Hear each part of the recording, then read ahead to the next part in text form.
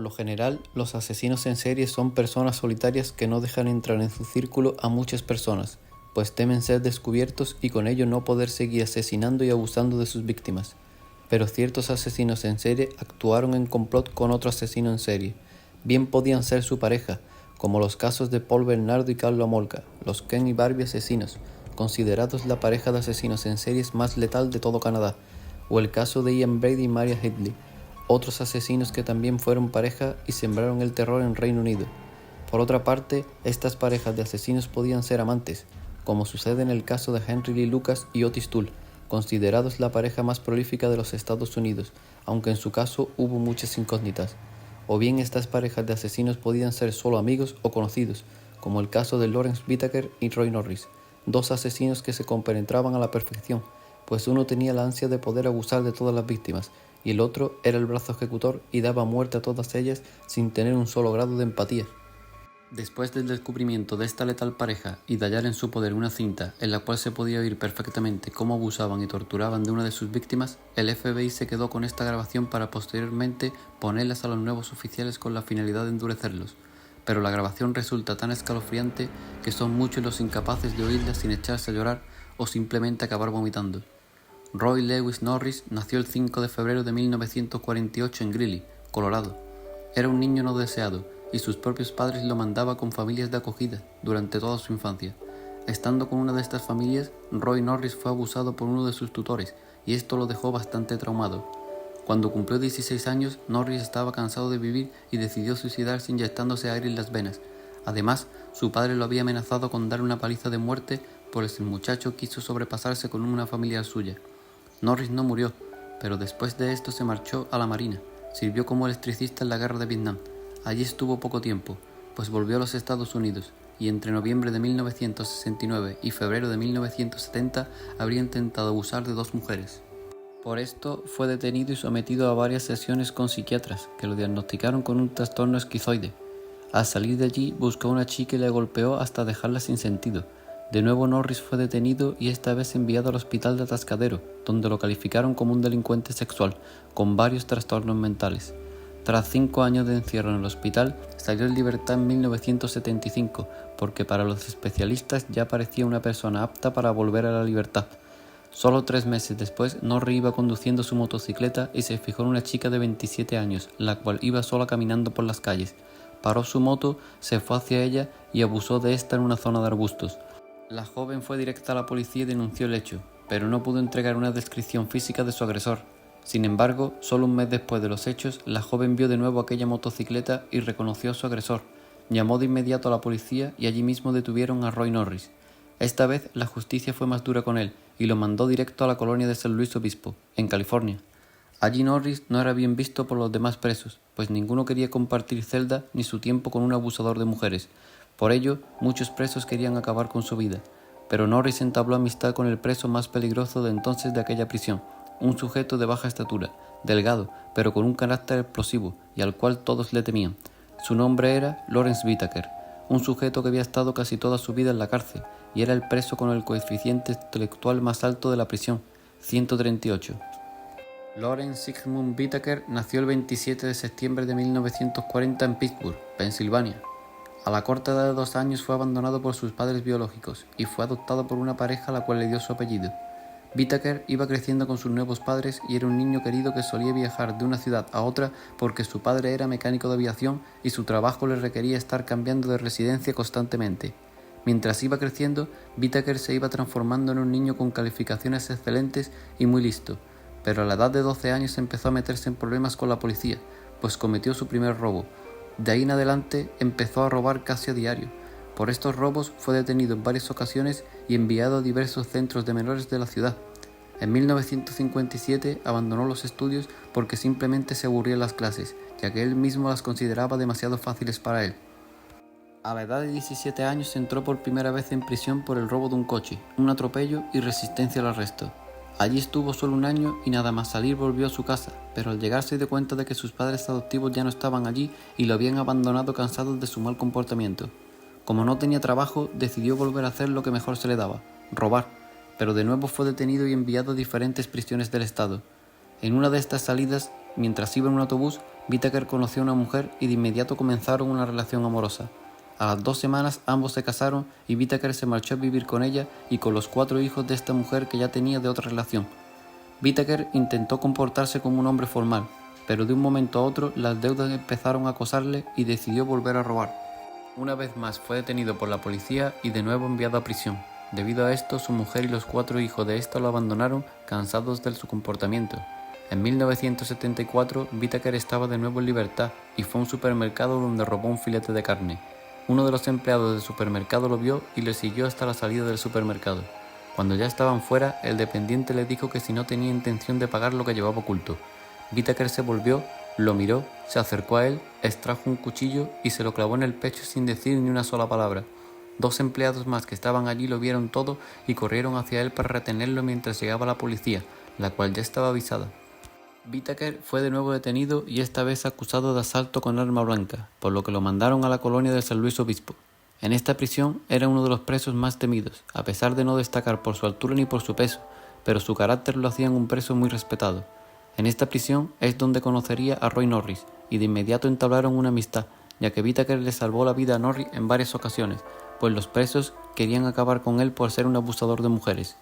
Norris y Whittaker pasaban horas juntos charlando de abusos, torturas y asesinatos, hasta que trazaron un plan en común.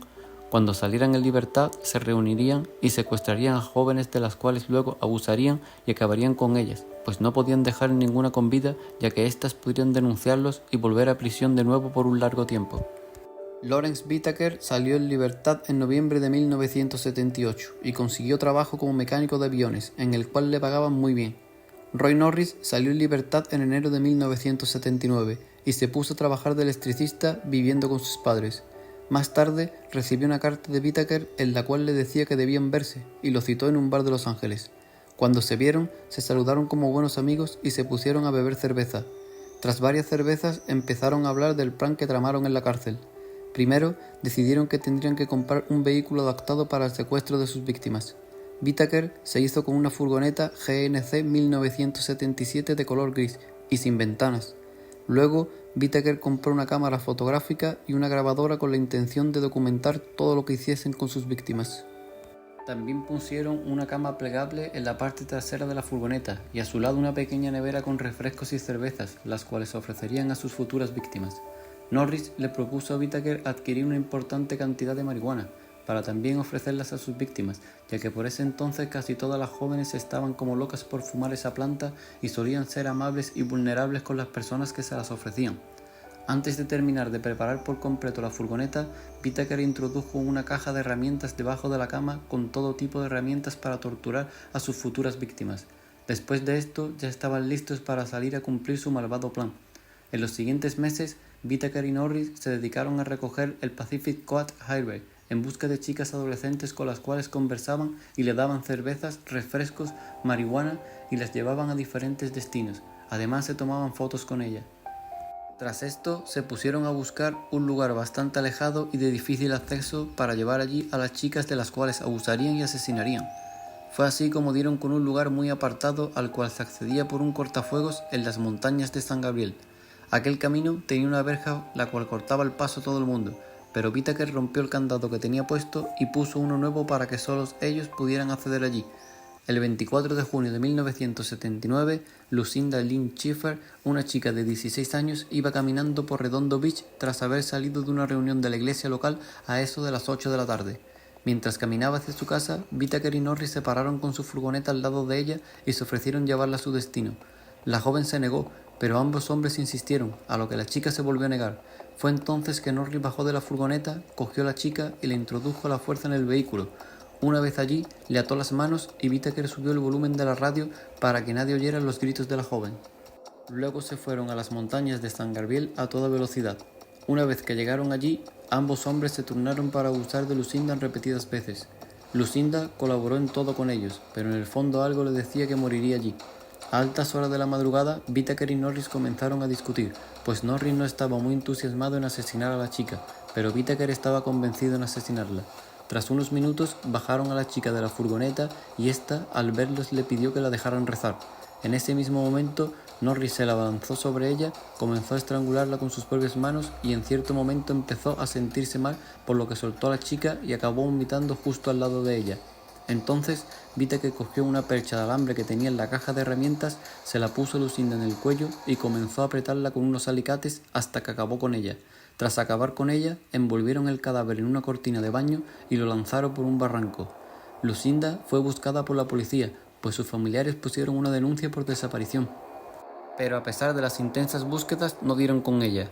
Solo 2 semanas más tarde, el 5 de julio de 1979, Andrea Joy Hall, de 18 años, se encontraba haciendo autostop cuando de repente una furgoneta se paró justo al lado de ella, la cual iba conduciendo Lawrence Whittaker.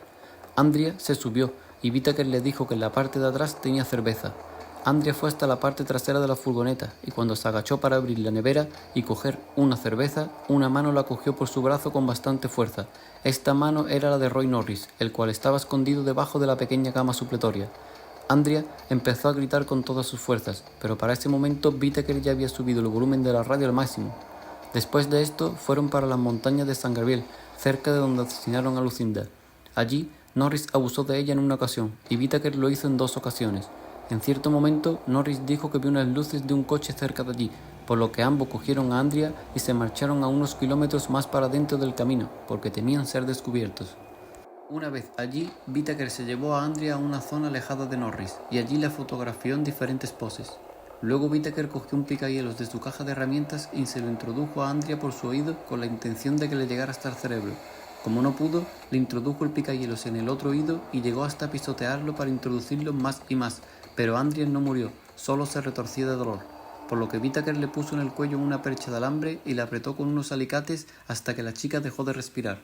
Posteriormente lanzó el cadáver por un barranco y se marcharon de allí. Mientras se marchaban, Whittaker miraba a Norris y comprendía que poco a poco su amigo estaba ablandándose a la hora de asesinar, solo tenía valentía para abusar de ellas. De nuevo, esta desaparición fue denunciada, pero nuevamente la policía no dio con ella por ningún lado. El 3 de septiembre de 1979, Whittaker y Norris recogieron a 2 jovencitas que estaban haciendo autostop, Jackie Gillian, de 15 años, y Lil Lamb, de 13 años. Mientras iban de camino al destino de las jóvenes, fumaron un poco de marihuana, y Whittaker se desvió de la carretera principal. Las chicas se dieron cuenta de que este tomó otro camino, por lo que comenzaron a gritar. Lamb consiguió abrir una puerta corredera de la furgoneta con la intención de saltar del vehículo, pero Norris la golpeó de inmediato con una pesa en la cabeza dejándola semi-inconsciente. Después de esto, llegaron a las montañas de San Gabriel. Allí, ambos hombres no se sintieron atraídos por Lamb, por lo que se centraron en Jackie Gillian. Ambos abusaron de ella y Whittaker lo grabó todo con una grabadora que llevaba en la furgoneta. Luego, Norris le dijo a Whittaker que matara rápido a Jackie, ya que había cooperado en todo, y centrara sus torturas en Lamb, pero Whittaker no estaba dispuesto a matarla rápido, por lo que cogió a Jackie, le arrancó un pezón con sus alicates y luego la apuñaló en varias veces en los pechos. Acabó con ella estrangulándola con una percha de alambre, igual que había hecho con las demás. Después de esto fueron a por Lamb. Norris golpeó a esta con un martillo en la cabeza y luego Whittaker la estranguló con una percha de alambre. Por último, arrojaron ambos cadáveres por un barranco y se marcharon de allí a toda prisa. Nuevamente la policía estuvo al tanto de ambas desapariciones. Eran muchas jóvenes las que estaban desapareciendo de Redondo Beach, pero no tenían ni idea de lo que estaba pasando con todas estas. El 30 de septiembre de 1979, Whittaker y Norris secuestraron y abusaron de una chica llamada Robin Robeck, pero afortunadamente esta vez la dejaron con vida. No se sabe si se apiadaron de ella o Norris convenció a Whittaker para que no la asesinara, pero lo cierto es que Robin tuvo muchísima suerte porque se libró de una muerte segura. 2 meses después, el 31 de octubre de 1979, Whittaker y Norris fueron hasta San Fernando Valley, en busca de una chica que estuviese sola por la calle. Mientras conducía, Whittaker se fijó en una joven que caminaba sola. Esta era Shirley Lefford, de 18 años. Whittaker la saludó amablemente, pues ya la conocía porque Shirley trabajaba en un local al cual Whittaker solía ir. Whittaker se ofreció a llevarla a su destino para que la joven no tuviera que andar, y ésta aceptó de inmediato. Venía de una fiesta de Halloween en la que había discutido con su novio y lo único que quería era llegar a casa. Mientras conducía, Whittaker le dijo a Norris que la atara, y Norris salió de la parte trasera del vehículo y la maniató. Luego Norris se puso al volante mientras Whittaker abusaba de Shirley y luego ambos hombres se intercambiaron los roles. Después de esto, le tocó de nuevo el turno a Whittaker y se aprovechó para torturarla y grabarlo todo en una cinta de audio. Luego le tocó el turno a Norris, pero vio que la chica estaba totalmente ensangrentada. Esto lo enfureció y tomó un martillo con el cual le destrozó el codo y la mano a Shirley. Mientras lo hacía, Whittaker, que iba al volante, le preguntaba con ansia a su compinche cómo la estaba torturando. Este le decía lo que estaba haciendo y Whittaker cada vez se excitaba más. Tras horas de abusos y torturas por las carreteras, llegaron a un lugar solitario y Whittaker cogió una percha de alambre, se la puso en el cuello a Shirley y acabó con ella. Tras acabar con ella, ambos asesinos decidieron que esta vez no arrojarían el cuerpo por un barranco, sino que lo dejarían abandonado en los suburbios de la ciudad a plena vista de todos. Esto lo hicieron porque Whittaker quería ver la reacción de la policía cuando hallaran el cuerpo de la joven.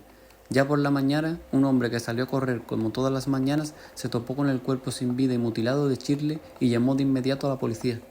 La policía llegó allí y la noticia de que un cuerpo de una joven sin vida y con signos de haber sido torturada y abusada se plasmó en todas las portadas. Como en los casos anteriores, la policía no tenía pista alguna de quién o quiénes habían hecho aquello tan horrible, pero unas semanas más tarde, un ex convicto llamado Jimmy Dalton se puso en contacto con las autoridades y le contó que él había estado condenado en la colonia de San Luis Obispo, donde había conocido a Roy Norris, otro sujeto que estaba en libertad, pero que también cumplió condena por abuso de una joven. Luego le dijo que ese tal Roy Norris estaba compinchado con otro ex convicto de apellido Whittaker para secuestrar y asesinar chicas que iban por las calles y lo invitaron a él para que se uniera. Dalton, que no quería más líos con la policía, decidió contarlo todo a su abogado y a las autoridades. Justo después de escuchar esto, las autoridades pusieron al mando de la investigación al detective Paul Bynum. Bynum se puso al tanto de todo lo que estaba pasando. Habían desaparecido varias jóvenes y nadie lograba dar con ellas. De inmediato sospechó que todas podrían estar muertas, asesinadas por ambos exconvictos. Con el paso de los días llegaron otras 3 jóvenes que aseguraban haber sido abusadas por 2 sujetos que conducían una furgoneta. Bynum logró encontrar las fotografías de Whittaker y Norris y se las mostró a una de las chicas que decía haber sido abusada por 2 sujetos. Esta chica era Robin Robeck y enseguida los reconoció y los acusó como sus abusadores. Después de esto, el 20 de noviembre de 1979, la policía detuvo a Roy Norris y Lawrence Whittaker por abusar de Robin Robeck. Roy Norris fue detenido en su casa sin prestar resistencia. Cuando registraron la casa, encontraron más de 500 fotografías en las que aparecía junto a Whittaker y en compañía de numerosas chicas en las playas de toda California. También encontraron un brazalete que perteneció a Shirley Ledford, la joven recientemente encontrada asesinada. En el momento que estaban registrando la casa, el teléfono de Norris no paraba de sonar y un agente lo descolgó y se hizo pasar por un amigo de Norris, pero el sujeto que estaba al otro lado del teléfono colgó de inmediato. Aquel sujeto era Lawrence Whittaker, que de inmediato supo que algo no iba bien y tomó muchas de las evidencias de las chicas asesinadas que tenía en su poder y las enterró en una montaña alejada de la ciudad. Pocos minutos después, un par de patrullas fueron hasta el motel donde se hospedaba Whittaker y allí lo detuvieron sin que éste prestara resistencia. En su cuarto, la policía encontró fotografías de varias chicas reportadas como desaparecidas donde se les podía ver desnudas y en otro cajón encontraron una cinta de audio que nada más ponerla a reproducir se escuchaban gritos desgarradores de una chica y se la llevaron como prueba. El detective Bynum escuchó aquella cinta de audio varias veces y lo que oyó lo dejó claramente afectado. Además, tuvo que llamar a los padres de Shirley Ledford para que también la escucharan y dijeran si era su hija o no. Ambos dijeron que aquella que se retorcía de dolor era su hija Shirley. Al día siguiente, la policía halló la furgoneta que tenía Whittaker y la registraron a fondo. En esta encontraron numerosas huellas dactilares de chicas desaparecidas y un aparato que los mantenía informados en todo momento de la posición de las patrullas de las policías que andaban por la zona. Además, la furgoneta coincide al 100% con la descripción que dio Robin Robeck del vehículo en el cual la introdujeron a la fuerza y fue abusada. En comisaría, Roy Norris se declaró inocente de todo en un principio, pero tras horas de interrogatorio decidió que colaboraría con la policía y declararía en contra de Whittaker a cambio de que no se le condenara a muerte. Tras el acuerdo, Norris fue con los agentes hasta las montañas de San Gabriel y señaló uno a uno todos los puntos en los cuales se arrojaron los cadáveres de las chicas asesinadas. La policía acabó dando con los cuerpos de Lamb y Jackie Gillian, pero los demás cadáveres nunca fueron encontrados. Mientras sucedía esto, en comisaría se encontraba Whittaker confesando que su amigo Roy Norris era el culpable de todos los asesinatos, pero los agentes no le creyeron, ya que este no estaba por la labor de colaborar con ellos. Tras todo aquello, ambos acusados fueron evaluados por varios psiquiatras especializados que confirmaron que ambos estaban cuerdos para enfrentar un juicio. El juicio contra Lawrence Whittaker comenzó el 19 de enero de 1981 y fue emitido en directo por televisión. En él, el juez dijo que debían reproducirse las cintas en las cuales se oía cómo torturaban y abusaban de Shirley Ledford. Muchas personas allí presentes y hasta miembros del jurado no pudieron soportar aquello, y algunos rompieron a llorar, mientras otros se marchaban rápidamente para vomitar. Pero en el banquillo de los acusados estaba Lawrence Whitaker, sonriendo y disfrutando de lo que oía. Después de esto, Whitaker dijo que había pagado a las chicas para que gritaran, pero nadie le creyó. También dijo que él no había matado a nadie, y el brazo ejecutor siempre fue Roy Norris. Esto tampoco fue creído por nadie. Finalmente, el 17 de febrero de 1981, Lawrence Whitaker fue encontrado culpable de 5 asesinatos en primer grado, y por ello sentenciado a morir en la cámara de gas de la prisión de San Quintín. Roy Norris, en su juicio, se declaró culpable de todos los cargos que se le imputaban, y lo condenaron a cadena perpetua en San Diego. Tras acabar ambos juicios, la policía creía que ambos asesinos estaban detrás de la desaparición de las 19 chicas, pero esto no pudo ser probado, ya que los asesinos nunca confesaron haber raptado a más víctimas ni haberlas asesinado. Ya en prisión, Norris confesó que él tenía miedo de Whitaker, pero que gracias a él, Whitaker no asesinó a 3 chicas más que secuestraron y abusaron durante todo su tiempo de actividad criminal. Por otra parte, Whitaker pasó al corredor de la muerte a la espera de ser ejecutado. Allí dio más de una entrevista a varios psiquiatras y periodistas. En especial le concedía entrevistas a una periodista llamada Laura Brand, a la cual acabó tomándole cariño según sus propias palabras, y le acabó confesando unas coordenadas donde la policía podría encontrar los 2 cadáveres de las primeras víctimas a las que asesinó. Laura entregó estas coordenadas a la policía, pero nunca encontraron ambos cadáveres, lo que mostraba una vez más que el asesino se estaba burlando de todos. Además de conceder entrevistas, Whitaker se dedicaba a responder cientos de cartas que le llegaban de personas que decían querer conocerle, pues se había transformado en una celebridad dentro del crimen, como podía ser Ted Bundy o John Wayne Gacy. Todas estas cartas Whitaker las firmaba como Lawrence Alicates Whitaker, otra muestra de lo orgulloso que estaba de sus asesinatos. Tiempo después empezó a vender mechones de su cabello coleccionista de objetos de asesinos en serie. Además vendía postales que él mismo diseñaba. A la misma vez que hacía esto, su defensa empezó a apelar para que retrasasen su ejecución y siempre lo conseguían. También denunció tantas veces a la prisión que hasta se le prohibió imponer alguna que otra denuncia en contra de la institución a menos que se verificara que el problema era real y serio. Finalmente, la fecha de su ejecución nunca llegó y Lawrence Whitaker murió de causas naturales el 13 de diciembre de 2019 a los 79 años. A pesar de que se le insistió en su lecho de muerte para que confesara dónde estaban los cadáveres que faltaban por encontrar, simplemente no dijo nada y se llevó el secreto a la tumba. Roy Norris en la prisión de San Diego se transformó en un preso modelo por su buen comportamiento. En el año 2009 fue elegido para la libertad condicional, pero Norris decidió no acudir a la vista. Probablemente él mismo pensó que no debía salir en libertad. En el año 2019 fue diagnosticado con un cáncer terminal de hígado y finalmente murió el 24 de febrero de 2020 a los 72 años de edad por cirrosis hepática. Después de la muerte de ambos asesinos, el FBI tomó la cinta de Whitaker y Norris en la cual se escuchan los gritos y lamentos de Shirley Lefford para fortalecer a los nuevos integrantes de las unidades del FBI. Pero lo cierto es que a día de hoy hay muchos que no están preparados para escuchar esta grabación y acaban por abandonar el audio antes de que terminen los 11 largos minutos que dura esta horrible cinta. Por otra parte, el detective que estuvo al mando de la investigación acabó disparándose en la cabeza, pues temía que Whitaker y Norris se escaparan de la prisión y fueran a por su mujer o por su hija y le hiciesen lo mismo que le hicieron a Shirley Lefford.